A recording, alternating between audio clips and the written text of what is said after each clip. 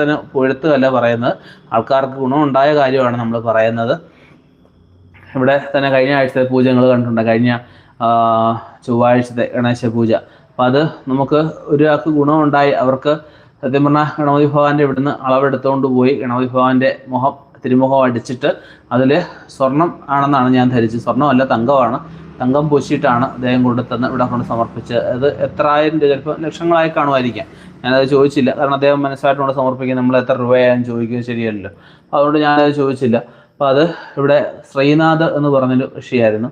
അദ്ദേഹത്തിൻ്റെ കുറേ നാളായിട്ട് അദ്ദേഹത്തിന് കിട്ടാതിരുന്ന എന്തോ ഒരു സാമ്പത്തികം, പുറത്തെന്തോ ബിസിനസ്സായിരുന്നു അദ്ദേഹത്തിന് കിട്ടിയത്. അപ്പോൾ അദ്ദേഹത്തിൻ്റെ പെങ്ങളുണ്ട് ശ്രീലക്ഷ്മി എന്ന് പറഞ്ഞിട്ട്.